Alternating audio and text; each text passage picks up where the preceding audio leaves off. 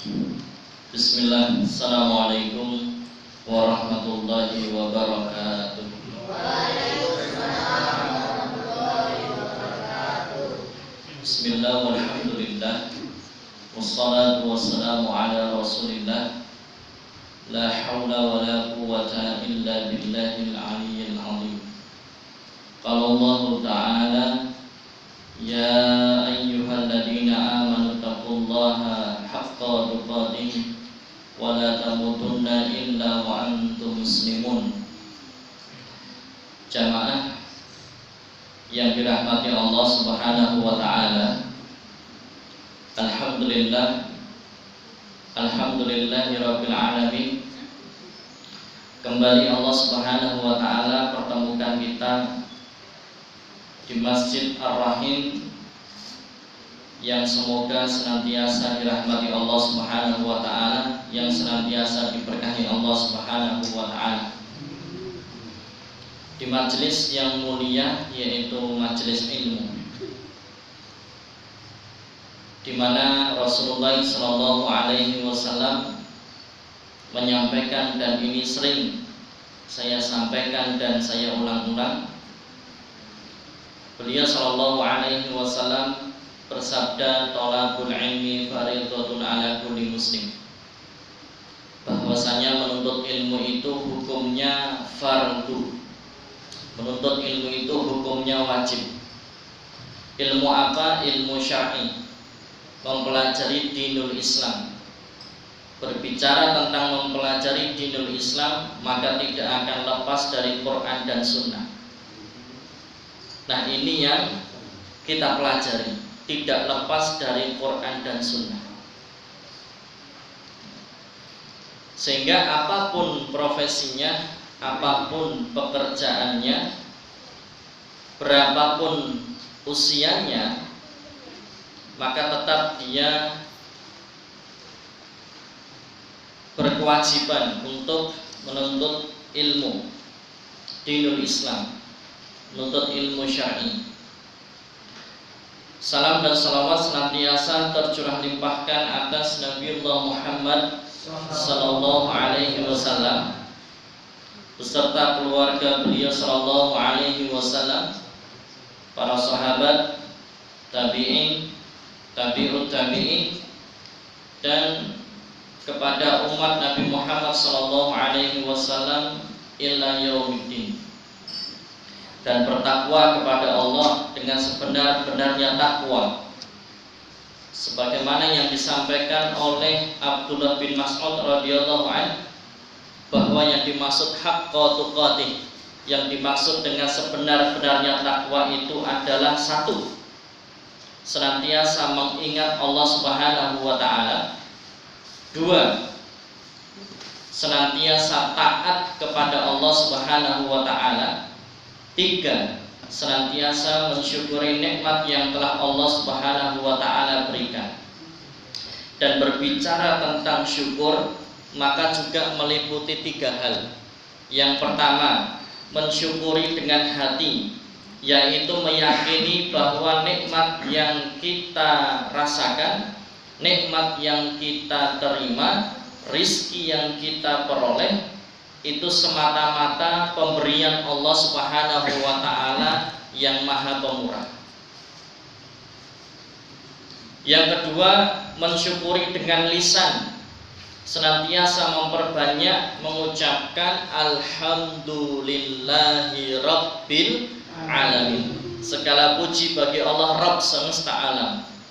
Dikatakan Rabb berarti yang menciptakan, yang mengatur, yang memberikan rizki, yang memelihara, yang mengawasi, yang menghidupkan, dan yang mematikan alam semesta ini.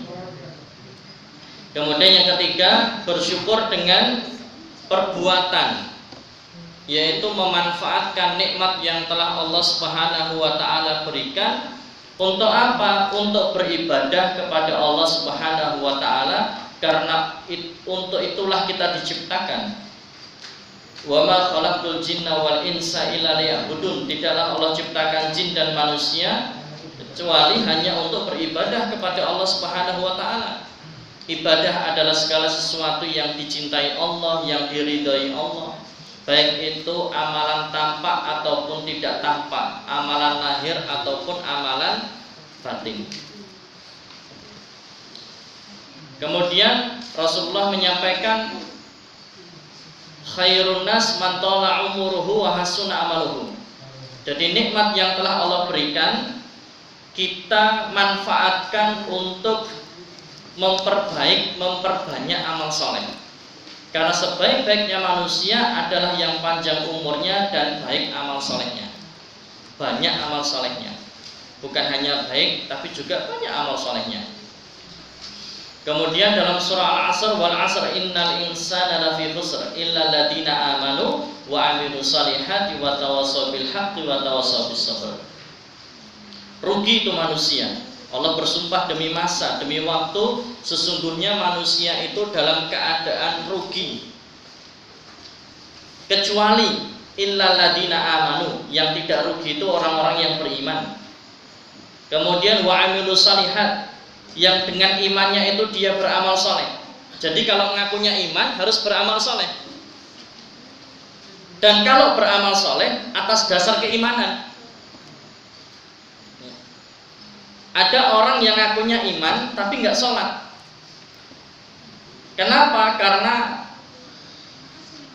sudah makomnya makom makrifat, bukan makom syariat. Ini dalam ilmu tasawuf.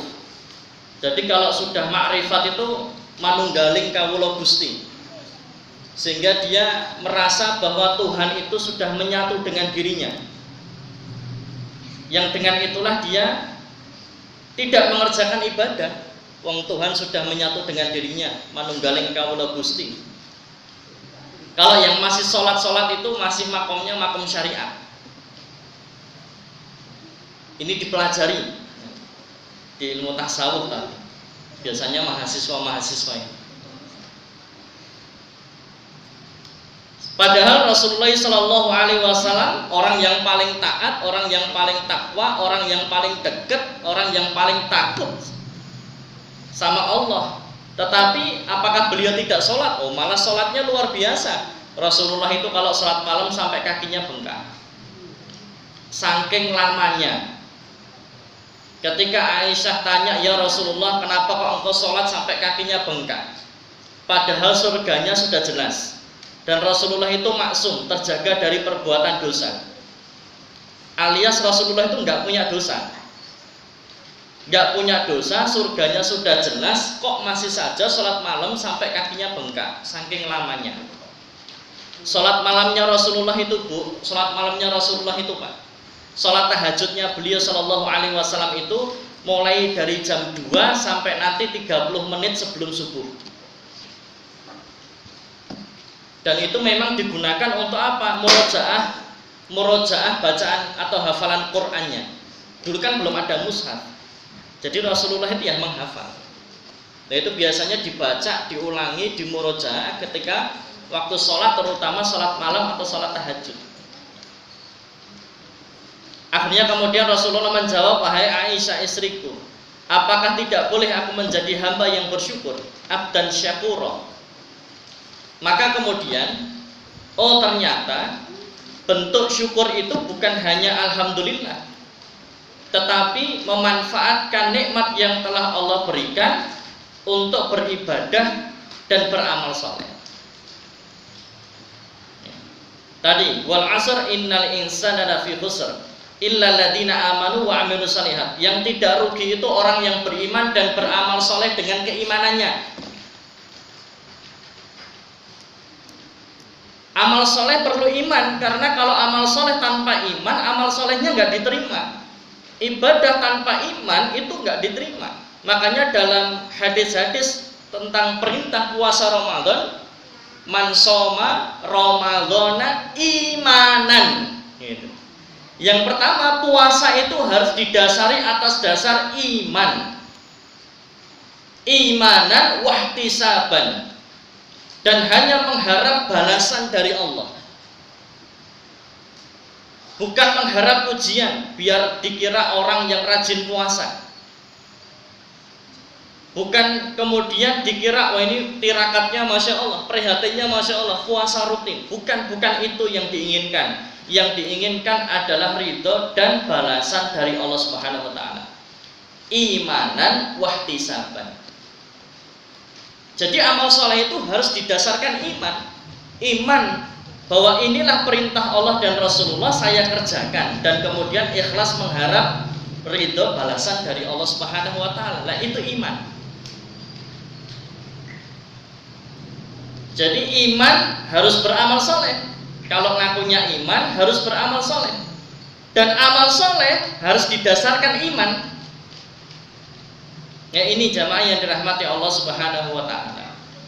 Maka bapak-bapak, ibu-ibu, mas-mas, adik-adik, dari rumah berangkat ke masjid, nawaitunya menuntut ilmu. Ini salah satu wujud bersyukur atas nikmat yang telah Allah berikan. Allah beri sehat, Allah beri kuat, Allah beri mampu, waktunya longgar, Masya Allah, hadir di majelis ilmu. Karena ada dua nikmat yang sering kita melalaikan. Yang pertama adalah nikmat sehat, yang kedua adalah nikmat waktu luang. Ini nikmat yang kadang kita ini sering melalaikan. Ketika ditimpa sakit, ketika ditimpa sibuk, ketika sakit, ketika sibuk, dia mengatakan, coba kalau sehat, coba kalau waktu saya luang, saya akan gunakan untuk beramal soleh, beribadah. Orang-orang yang mohon maaf sakit, tidak bisa kemana-mana, kangen ke masjid, Pak. Kangen menghadiri majelis ilmu. Tapi begitu sehat, dia terlenakan dengan aktivitas dunia, yang sehingga walaupun jarak rumah ke masjid dekat, susah berangkat. Walaupun naik tangga nggak seberapa, berat untuk berangkat. Walaupun pengajian dikasih snack yang Masya Allah, snacknya ini luar biasa, snack berat ini, gratis, dapat pahala, diampuni dosanya, diangkat derajatnya, Allah Masya Allah. Tapi berat untuk berangkat. Tadi dua nikmat yang memang sering membuat kita lalai, yaitu nikmat sehat dan nikmat waktu luang. Mila menika mumpung kula panjenengan sehat, mumpung kula panjenengan luang, dimaksimalkan untuk beribadah, memperbanyak amal soleh. Soalnya nanti kalau sudah sakit, panjenengan mau beraktivitas, mau beribadah itu terbatas. Nyuwun pangapunten. Nek pun rematik, nek pun napa niku, oli dengkule niku pun pripun nggih? Pun asat. Kering. Niku ajeng sujud imame wis Allahu Akbar ngadeg tesih ame sujud. Mau berdiri susah, mau sujud susah. Harus lambatan dulu. Bahkan ada yang harus duduk sholatnya karena tidak kuat, karena oli dengkulnya ini udah kering, udah asat. Tetap sholat tetap, cuman terbatas, geraknya terbatas. Dan biasanya kalau sholat merasakan sakit itu kira-kira khusyuknya beda enggak sama orang yang sehat? Beda. Kalau sudah sakit-sakitan itu ya terkadang masih terbayang-bayang dengan rasa sakitnya, yang sehingga khusyuknya terganggu. Ya monggo. Ya biasa nggih, onderdil lama nggih Pak. Onderdil lama. Lah, mila menika mumpung kula panjenengan sami tasih sehat, tasih luang, dimanfaatkan untuk ibadah, memperbanyak amal soleh. Nah, jamaah yang dirahmati Allah Subhanahu wa Ta'ala, saderengipun kula nyuwun pangapunten. hari ini tadi acaranya lumayan full dan padat, sehingga saya belum bisa bikin materi, belum bisa mengcopy materi. Saya sudah izin dengan Mas Eko nyuwun pangapunten, belum sempat bikin materi, belum sempat ngopi materi. Yang sehingga untuk hari ini temanya lain dulu. Dan qadarullah kabar-kabar juga barengi acara nggih Pak nggih di sini ya. Jadi yang sehingga insya Allah materi yang biasanya kita kaji, kita Riyadhus Shalihin akan kita kaji di Sabtu ke depan. Semoga tidak ada barengan acara yang sehingga jamaahnya bisa mengikuti semuanya. Ya, amin. Tidak terputus. Soalnya kalau ngaji terputus itu mboten penak. Materi terputus itu nggak enak. Ya, nggak nyambung nanti. Ya. Jaka sembung naik ojek, nggak nyambung Jack. Ya. Bapak-bapak, ibu-ibu, jamaah yang dirahmati Allah Subhanahu wa taala, malam hari ini insya Allah materinya tak kalah penting. Judul materinya adalah Al-Quran atau Mukjizat Penyembuhan Al-Quran, Mukjizat Pengobatan Al-Quran. Bapak-bapak, ibu-ibu, mas-mas, kalau panjenengan gerah, kira-kira kalau kita semua ini sakit, pernah sakit atau nggih Bu? Pernah nggih? Bapak-bapak pernah sakit? Pernah gerah nggih? Gerah nggih? Pun nggih? Oh nggih, masuk angin, Masya Allah. Di sini ada yang tidak pernah sakit sama sekali dari lahir sampai sekarang? Nggak ada ya? Semua pernah sakit, ya minimal sakit hati gitu ya.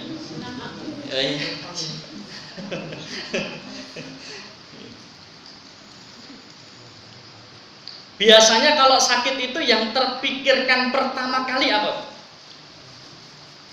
Jujur, ketika sakit yang terpikirkan pertama kali untuk mengatasi sakit itu apa? Obat. Obat yang pertama. Kalau obat tidak mempan, suntik, pergi ke dokter. Disuntik piyambak napa ke dokter? Oh dokter, kalau kita disuntik piyambak. Malah salah nyuntik. Nek dokter mboten mempan, ayo pasrah. Wes urip ya alhamdulillah. Wes tamat ya innalillah ini, Masya Allah. Tapi ada sebagian masyarakat di luar sana atau masyarakat awam yang insya Allah di Gilingan tidak ada lah, di Cinderojo nggak ada. Amin. Kalau sakit obat tidak mempan, dokter ya wes nggak mempan, itu akhirnya yang menjadi alternatif atau rujukannya adalah wong pinter, alias dukun.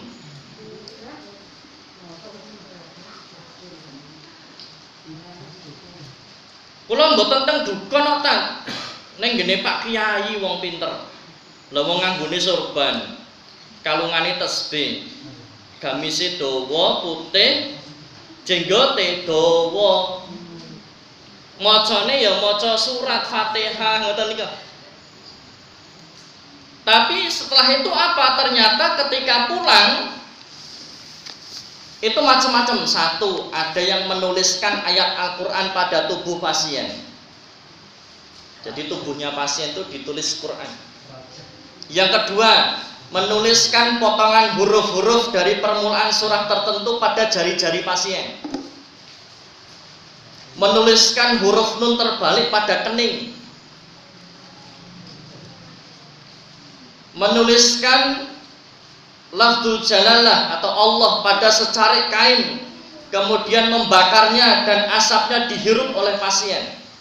kertas dituliskan atau kain dituliskan lafdzul jalalah, tulis Allah, kemudian secarik kain itu dibakar, kemudian asapnya dihirup, diminta untuk pasien itu menghirup asap dari secarik kain yang ditulis Allah tadi, kemudian meniupkan asap dalam proses pengobatan.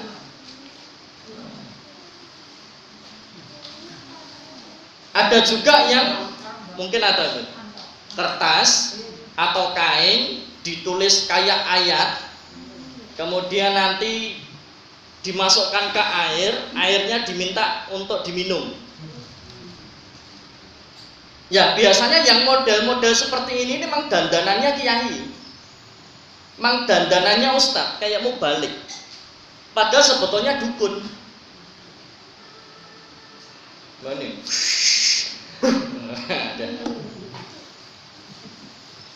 kenapa? Loh, sekarang orang sudah pinter.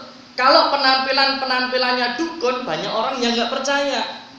Banyak orang yang takut kalau datang ke dukun. Kenapa? Sebagaimana sabda Rasulullah SAW, man ata arrafan fasa'alahu an syai'in lam tuqbal lahu salatun arba'ina lailatan. Ini sabda Rasulullah, diriwayatkan oleh Muslim dari Sofia dari beberapa istri Nabi Shallallahu Alaihi Wasallam. Siapa yang mendatangi dukun, ya, yang mendatangi tukang ramal, walaupun tidak percaya apa yang disampaikannya, maka sholatnya 40 hari tidak diterima. Sholatnya 40 hari 40 malam tidak diterima. Wah, nek ngono yo rasa sholat sisan. Ora lunga ya ora ditampa. Loh, kalau tidak sholat malah dosa besar meninggalkan sholat. Artinya apa? Sholatnya tidak diterima. Artinya adalah bahwa sholat yang dia lakukan itu hanya sekedar untuk menggugurkan kewajiban, tetapi tidak ada pahala. Kenapa? Karena ditolak Allah Subhanahu wa Ta'ala.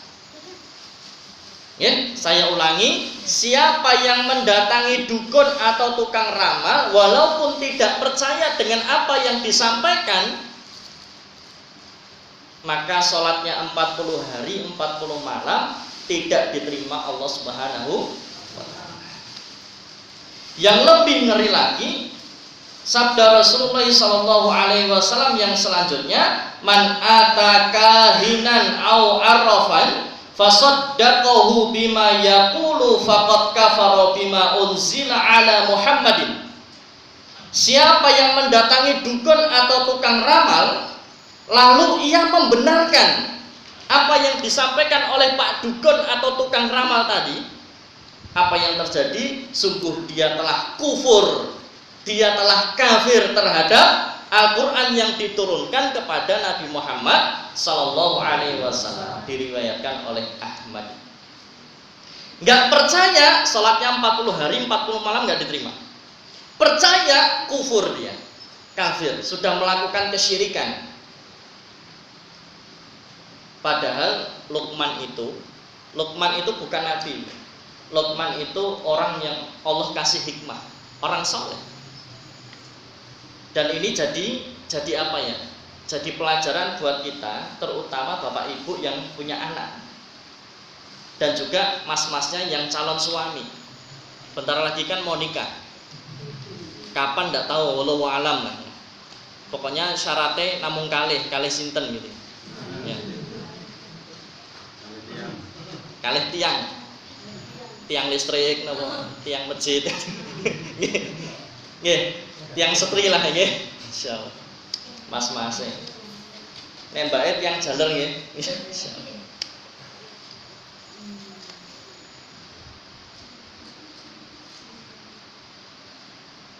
Tekan pun ini mau Pak. Luqman, masya Allah. Luqman itu ketika menasehati anaknya, ya bunayya, dalam surah Luqman. Ini para bapak-bapak dan ibu-ibu, inilah yang penting untuk dinasehatkan pertama kali kepada anak. Ya bunayya la tusyrik billah. Nah, jangan menyekutukan Allah Subhanahu wa taala. Inna syirka la dzulmun adzim. Karena menyekutukan Allah itu kedzaliman yang besar. Allah yang sudah kasih kamu nikmat banyak, Allah yang sudah kasih kamu rezeki yang kalau kamu hitung gak mampu, Allah sudah kasih kenikmatan yang luar biasa. Kalau samudra itu dijadikan tinta dan pepohonan dijadikan pena untuk menuliskan semua nikmat rezeki dari Allah, la tuhsuha, tidak akan mampu kita untuk menghitungnya.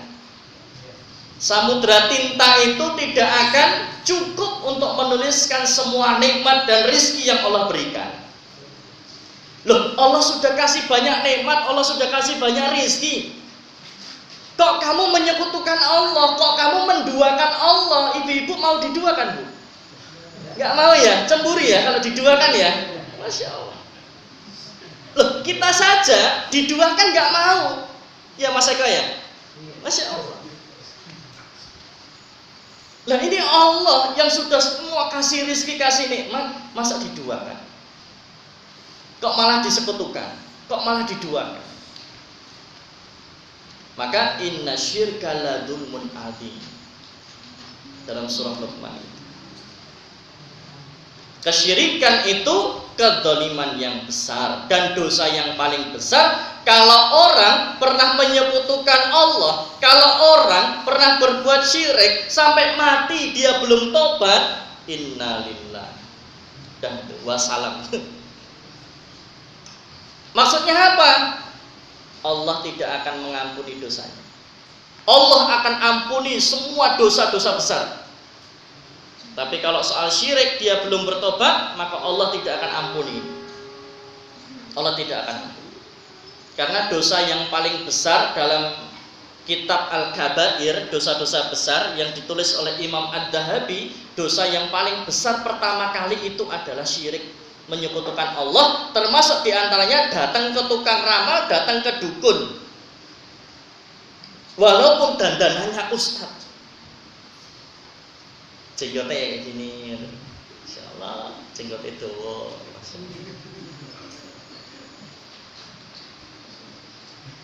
Lah kalau dandanannya dukun orang nggak percaya, takut hadis ini. Tapi kalau dandanannya ustadz, mubalik, kiai, ulama, masya Allah. Saya nggak datang ke dukun, saya datang ke Pak Kiai, orang pinter itu. Tapi ternyata tadi pengobatan Al-Quran, menggunakan Al-Quran tetapi tidak sesuai dengan sunnah. Tadi yang saya sebutkan. Nah jamaah yang dirahmati Allah Subhanahu wa ta'ala, materinya tadi mukjizat penyembuhan atau pengobatan Al-Quran. Kalau orang sakit yang terpikirkan pertama kali kebanyakan adalah obat, kemudian dokter. Kalau dokter gak sembuh dia putus asa, ya pengobatan alternatif dulu lah ya, alternatif yang terapi-terapi itu ya. Nah setelah itu kalau masih putus asa, imannya gak kuat dan dia tidak berilmu, belum membaca hadis tadi, akhirnya dia mendatangi dukun. Loh, kalau semuanya sudah nggak mempan, baru datang ke ustadz. Saya mau minta tolong. Minta tolong apa? Di ruqyah. Loh, kenapa? Saya sakit nggak sembuh-sembuh. Padahal sudah datang ke dukun. Loh, malah dukunnya lagi ustadz. Jadi ustadznya kena apes. Wis rono tekan dukun baru datang ke ustaz. Minta untuk diruqyah. Nah, jamaah yang dirahmati Allah Subhanahu wa taala tadi, jangan sekali-kali kesulitan apapun atau sakit seberat apapun jangan sampai datang ke dukun. Enggak percaya 40 hari 40 malam enggak diterima. Percaya kufur dia. Bisa dipahami nggih? Masya Allah. Nah, jamaah yang dirahmati Allah Subhanahu wa taala,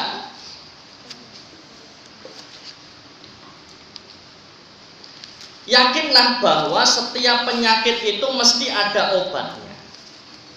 Kalau obatnya belum ditemukan karena memang belum saatnya ditemukan karena keterbatasan akal manusia.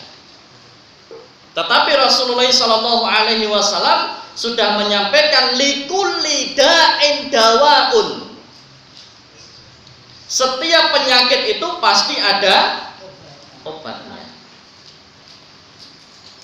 Ini dalam Sahih Bukhari dari Atta, dari Abu Hurairah bahwa ia berkata Rasulullah SAW bersabda yang diriwayatkan oleh An-Nasai dan Ibnu Majah, "Ma anzalallahu min da'in illa anzalalahu syifaan." Tidaklah Allah menurunkan suatu penyakit, dan kita semua alhamdulillah sudah pernah sakit. Duh, kok alhamdulillah Ustaz? Ya, karena sakit itu bisa menggugurkan dosa. Makanya kalau tilik orang sakit, selain membawa buah-buahan, membawa buah tangan atau oleh-oleh, kemudian ngobrol, jangan lupa untuk yang sakit didoakan. Didoakan apa Ustaz? Biar cepat. Cepat apa Ustaz? Cepat sembuh atau cepat mati? Cepat sembuh. Doanya gimana? La ba'sa tahurun insyaallah. Itu salah satu doanya. Menghibur, karena sakit itu bisa menggugurkan dosa. Maka kalau kita sedang sakit, alhamdulillah dosane gogrok. Asalkan ikhlas ora sambat. Mosok lagi loro sak RT mudeng kabeh. Sambat pasang story. Aduh, aku masuk angin. Sak RT mudeng kabeh.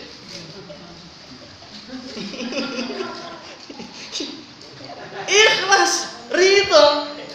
Innalillahi wa inna ilaihi raji'un. Sako innalillahi wong ora mati kok. Loh, innalillahi itu bukan hanya untuk orang mati. Innalillahi itu intinya kita semua ini dari Allah, dan apapun yang terjadi kembalinya kepada Allah, atas kehendak Allah, atas ketetapan Allah, termasuk sakit kita itu atas pemberian dari Allah. Dalam rangka untuk apa? Salah satunya menggugurkan dosa. Kembalikan ke Allah. Innalillahi wa inna ilaihi raji'un. Nah, ini jamaah yang dirahmati Allah Subhanahu wa taala, setiap Allah menurunkan penyakit pasti Allah turunkan pula obatnya. Obat itu macam-macam.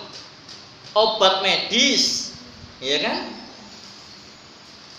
Kemudian ada obat herbal. Oh, banyak itu obat herbal. Ada juga obat yang Masya Allah luar biasa, yaitu Al-Quran. Nah, jamaah yang dirahmati Allah Subhanahu wa ta'ala, Allah Subhanahu wa ta'ala berfirman dalam surah Al-Baqarah ayat 185. Ini sudah hafal sih, karena ini ayat favorit ketika bulan Ramadan. Syahrul Ramadan alladzi unzila fihi al-Qur'an hudan linnas wa bayyinatin minal huda wal furqan. Allah turunkan Al-Qur'an itu di bulan Ramadan. Untuk apa Quran? Apa fungsinya Quran? Hudan linnas. Al-Qur'an itu sebagai petunjuk, pedoman. Wa bayyinatin minal huda, dan penjelas dari petunjuk itu, wal furqan, dan pembeda yang halal, yang haram, yang hak, yang batil, yang baik dan yang buruk. Quran. Nah, salah satu petunjuk dari Quran itu adalah petunjuk pengobatan. Quran itu sebagai obat. Quran itu bisa digunakan untuk penyembuhan penyakit. Penyakit apa Ustaz? Segala macam penyakit. Penyakit hati, penyakit jasmani, ya. Ada yang penyakit kena santet. Ada juga penyakit yang medis, penyakit jasmani, tetapi diperparah oleh syaitan. Loh, apa bisa Ustaz? Bisa. Nanti saya sampaikan dalilnya. Kita ngajinya itu Quran Sunnah. Jadi semua ada dalilnya dari Quran dan Sunnah. Nah, jamaah yang dirahmati Allah Subhanahu wa taala, yang pertama dulu dalilnya bahwa Al-Qur'an itu bisa sebagai obat atau penyembuh. Dalam surah Yunus ayat ke-57.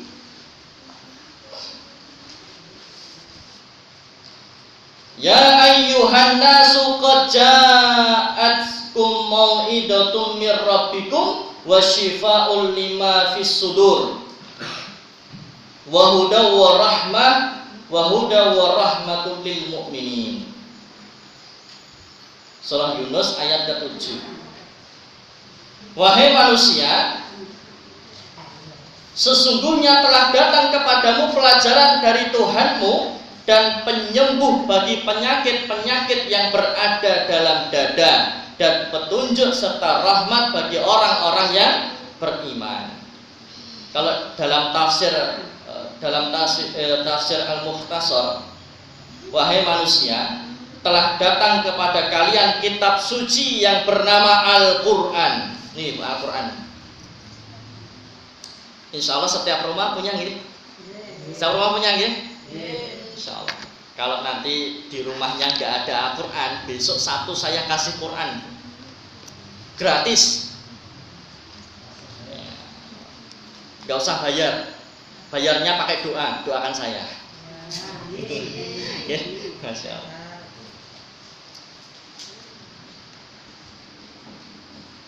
Yang berisi Al-Quran itu berisi peringatan, anjuran, larangan, dan Al-Quran adalah obat penawar untuk penyakit bimbang dan ragu yang bersarang di dalam hati, penyakit hati. Al-Quran petunjuk ke jalan yang benar, dan Al-Quran mengandung rahmat bagi orang-orang yang beriman, karena mereka lah yang memanfaatkannya. Yang mau manfaatkan Quran hanya orang-orang beriman.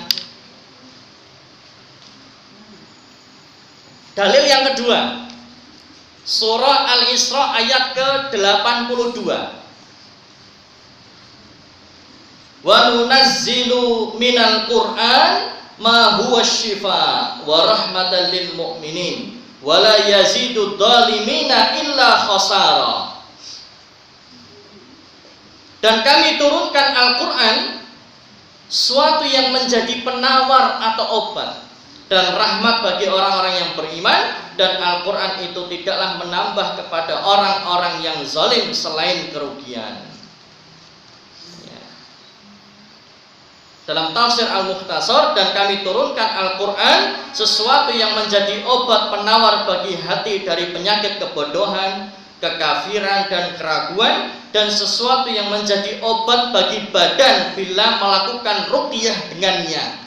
Apa yang dimaksudkan ruqyah?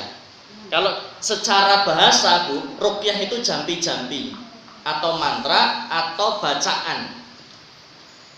Ruqyah itu sudah ada sejak dulu sebelum Islam ada. Sebelum Islam diturunkan kepada Nabi Muhammad. Tapi mereka orang-orang jahiliyah itu pakainya pakai mantra. Wuzi. Nggak tahu itu baca apa itu. Nggak tahu kita baca apa ini dukun. Wes pokoknya baca lebuh gitu. Itu sampai muncrat ya, gremis. Tapi begitu Islam turun kepada Nabi Muhammad, Masya Allah, diganti ruqyahnya bukan ruqyah syirkiyah. Kalau dari dukun itu ruqyah syirkiyah, syirik. Islam turun membawa petunjuk, ya, namanya jadi ruqyah syar'iyah. Sesuai dengan syar'i, sesuai dengan syariat, yaitu apa? Dibacakan Al-Quran atau doa-doa atau wirid-wirid yang diajarkan oleh Rasulullah SAW. Jadi ternyata dari kedua ayat tadi, para ulama menjelaskan Al-Quran ini sebagai obat, bisa sebagai penyembuh bagi penyakit yang ada di dalam dada, ataupun penyakit jasmani, ataupun penyakit medis. Dan ternyata kalau kita lihat para salafus saleh terdahulu, itu kalau sakit, yang pertama kali dipikirkan adalah Quran. Ternyata mereka menggunakan Quran itu sebagai obat pertama kalinya. Dan pokoknya kalau sakit langsung dibacakan Quran.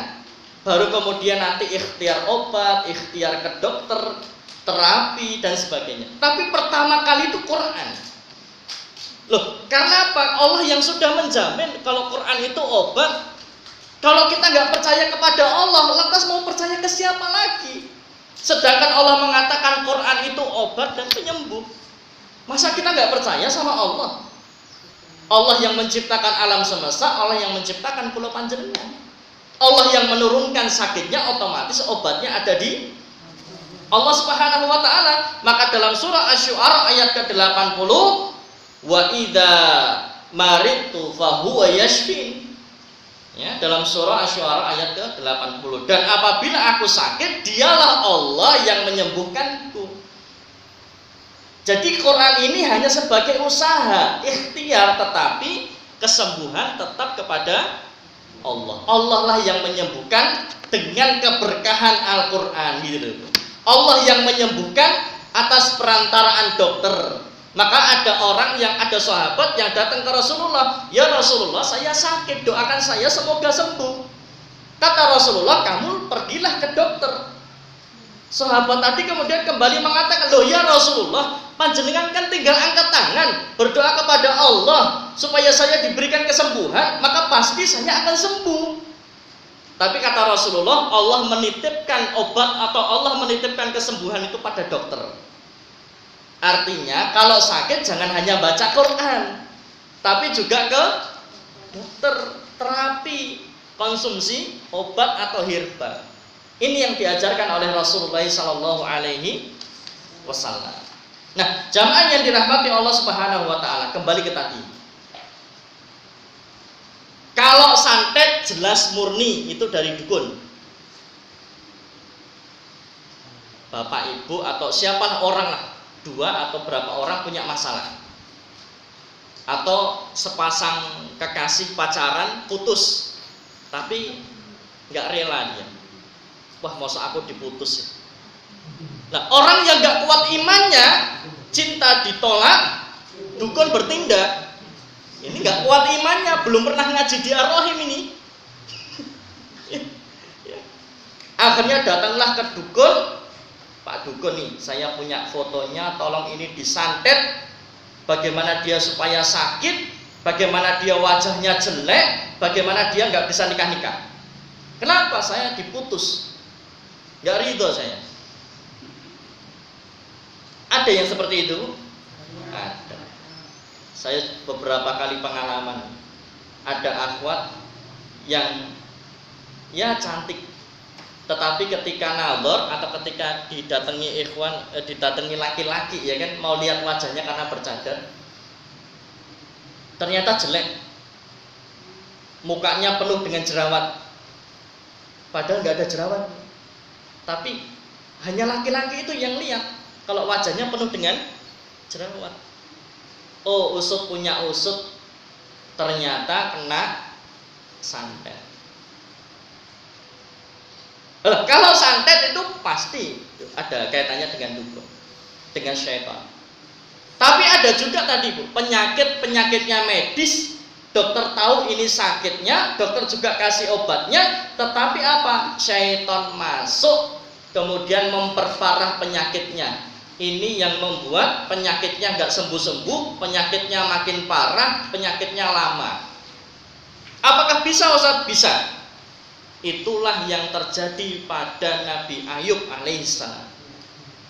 Nabi Ayub sakitnya berapa puluh tahun? Nabi Ayub sakitnya 20 tahun. Ibu pernah sakit 20 tahun? Bapak-bapak pernah Pak? Sakit 20 tahun Pak? Itu Nabi Ayub sakit kulit Bu, bau. Akhirnya semua orang menjauh, jijik dengan Nabi Ayub. Ternyata penyakitnya itu diperparah oleh syaitan. Dalilnya apa Ustaz? Oh, dalil lagi. Dalilnya surah Shad ayat ke-41. Surah Shad ayat ke-41. Saya bacakan.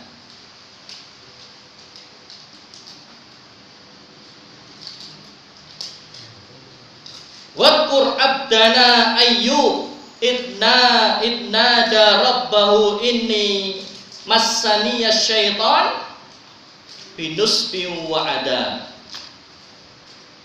Dan ingatlah akan hamba kami Ayub ketika dia menyeru Tuhannya, sesungguhnya aku diganggu syaitan dengan penderitaan dan bencana. Sakitnya, penderitaan sakitnya itu sampai 20-an tahun gak sembuh-sembuh. Ternyata apa? Itu diperparah oleh syaitan. Awalnya penyakit medis, tapi kemudian syaitan masuk dan kemudian syaitan memperparah sakit itu. Makanya begitu sakit langsung Quran, karena syaitan takut dengan Quran.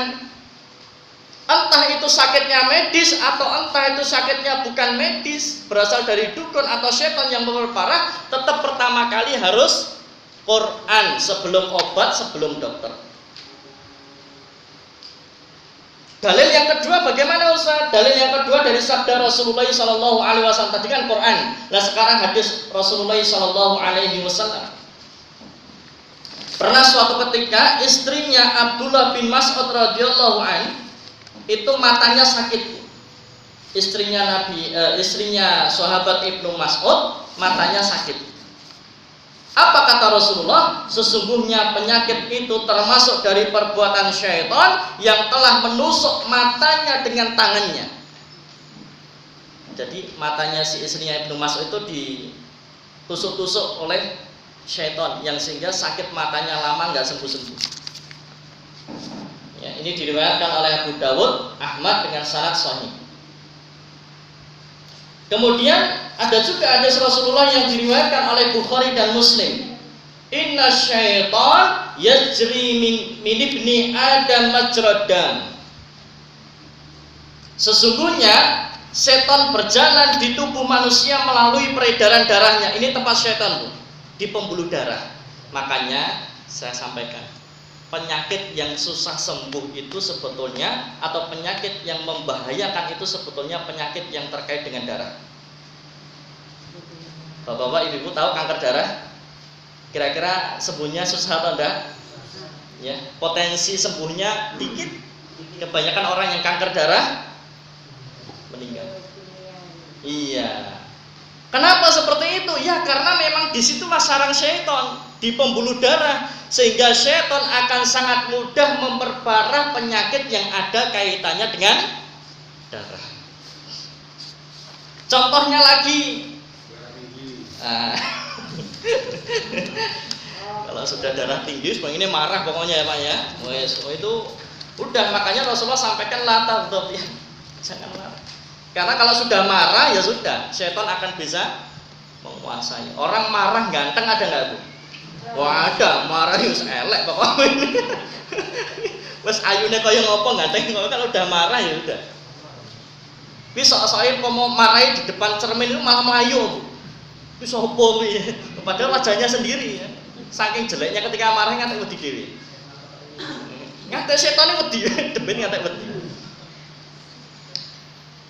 Yang kedua, sebagai bukti bahwa tadi terkait dengan darah itu syaitan sangat mudah memperparah.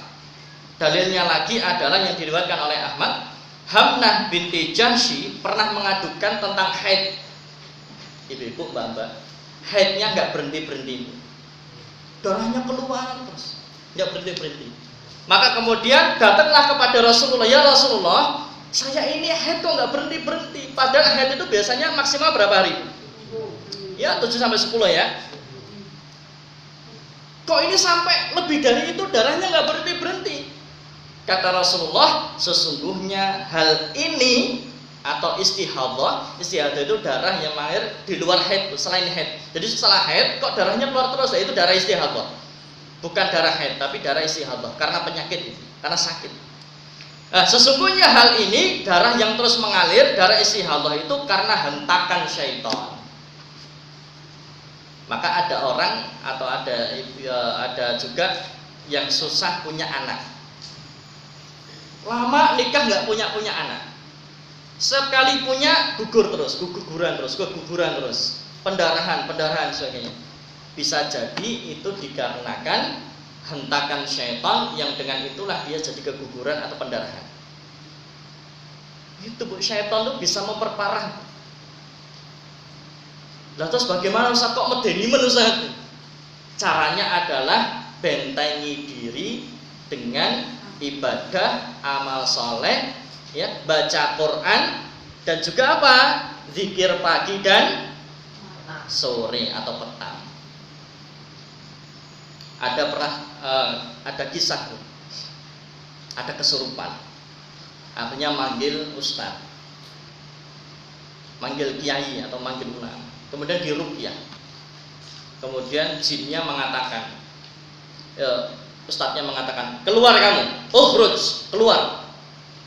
Kata jinnya, nggak mau. Aku mau keluar tapi dengan satu syarat.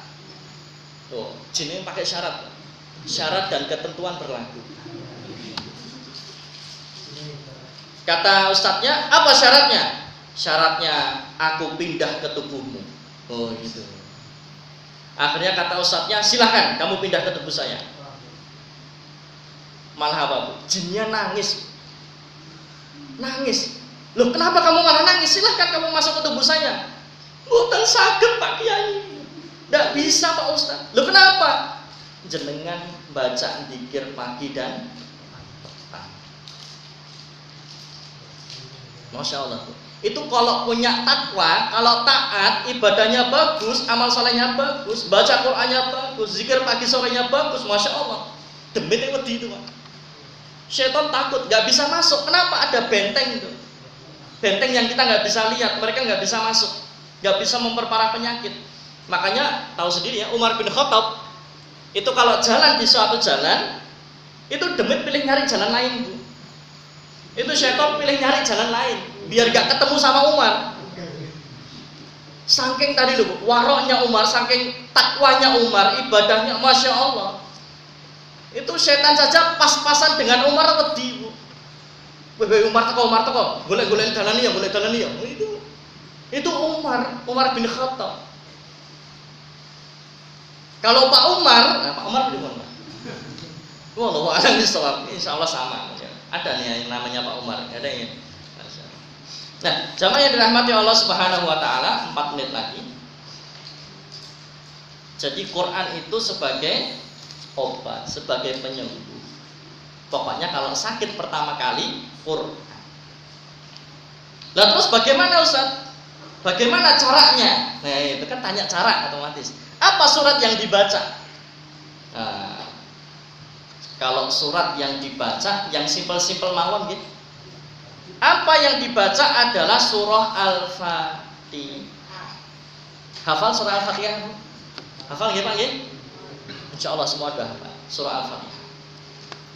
Maka ada kisah dari Said Al-Qudri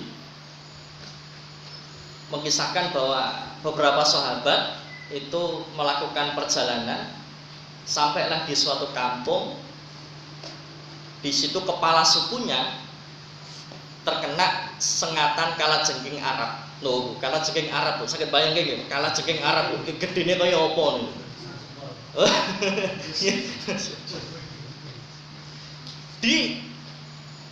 Diobati sama kaumnya nggak sembuh-sembuh, malah racunnya makin menjalar. Akhirnya kemudian kaumnya ini tanya sama sahabat yang tadi lewat, adakah kalian yang bisa menyembuhkan kepala suku kami ini tersengat kalajengking Arab? Ada salah seorang sahabat yang ngacung, saya bisa insyaallah bismillah atas izin Allah. Apa bu yang dilakukan?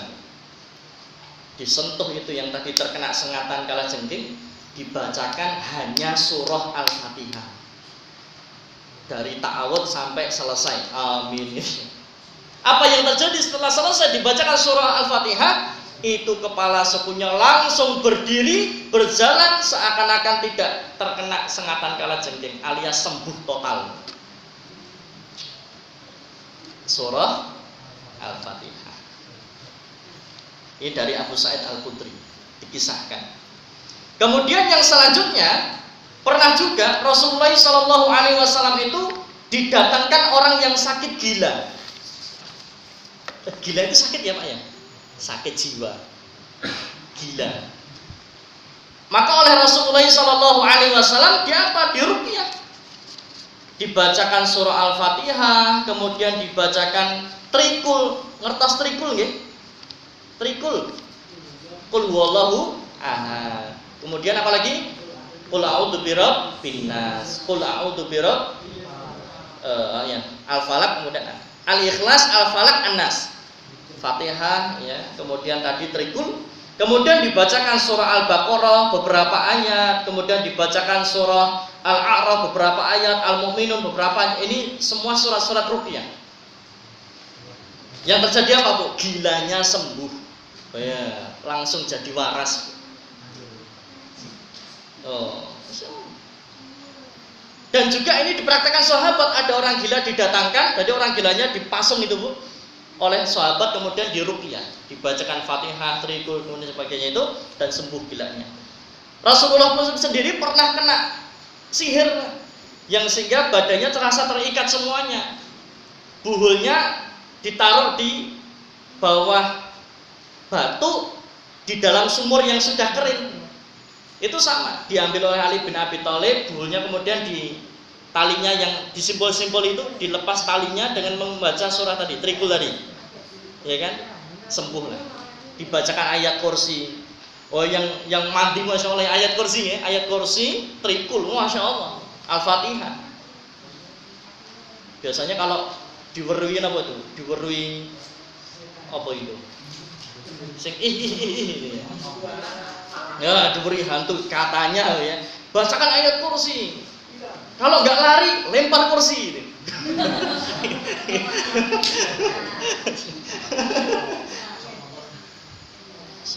Baik. Itu simpel, Al-Fatihah, ayat kursi, trikul tadi. Dan itu dibaca aja. Ya. Kemudian terakhir jamaah yang dirahmati Allah Subhanahu wa taala. Ketika badan bapak-bapak ibu-ibu merasakan sakit, sekarang ada nggak Bu yang sakit, Bu? Ya. Itu nanti yang sakit dipegang, ditirukan ya, baca ini 7 kali. Jadi setelah Al-Fatihah, ya a'udzubillahi minasyaitonir rajim, Al-Fatihah, kemudian ayat kursi, trikul tadi, kemudian sambil disentuh ya, kemudian dibaca, ditirukan ya, a'udzubillahi wa qudratihi min syarri ma ajidu wa uhadiru. A'udzu billahi wa qudratihi min syarri ma ajidu wa uhadiru. A'udzu billahi wa qudratihi min syarri ma ajidu wa uhadiru. A'udzu billahi wa qudratihi min syarri ma ajidu wa uhadiru. A'udzu billahi wa qudratihi min syarri ma ajidu wa uhadiru. Itu dibaca 7 kali. Ada juga riwayat yang lain mengatakan a'udzu bi izzatillahi wa qudratihi min syarri ma ajidu wa uhadiru, ditambahin izzat. A'udzu bi izzatillahi, gitu ya. Itu dibaca 7 kali. Disentuhkan dibaca 7 kali. Dan jangan hanya sekali. Maksudnya jangan hanya sehari, rutin tiap hari. Bahkan sehari mungkin 3 kali. Nggak kalah dengan obat. Dibacakan itu. Lah nanti kalau belum hafal, insya Allah saya kopikan. Sabtu depan saya bagikan. Nanti kemudian bisa bisa diamalkan. Kemudian jamaah yang dirahmati Allah Subhanahu wa taala, yang terakhir sebelum saya tutup, Ustaz, kalau rumahnya ada jin bagaimana? Kalau rumahnya ada syaitan bagaimana? Caranya 1, bisa dibacakan surah Al-Baqarah. Ya, Rasulullah bersabda, la taj'alu buyutakum maqabira wa innal baital ladzi tuqra'u fihi al-baqaratu la yadkhulu syaitan. Ya, la yadkhuluhu syaitan. Janganlah kalian menjadikan rumah-rumah kalian seperti kuburan. Belas rumah nggak pernah dibuat untuk ibadah. Belas rumah nggak pernah dibuat sholat sunnah. Rumah nggak pernah dibacakan Quran. Itu seperti kuburan. Jangan jadikan seperti kuburan. Bacakan surah Al-Baqarah, maka sesungguhnya syaitan tidak akan bisa memasuki rumah yang di dalamnya dibacakan surah Al-Baqarah. Panjang Ustaz surah Al-Baqarah ya, sambil dibaca, sambil ibu baca pakai HP atau speaker Quran, setel surah Al-Baqarah. Kemudian yang selanjutnya bisa pakai air. Air dibuka.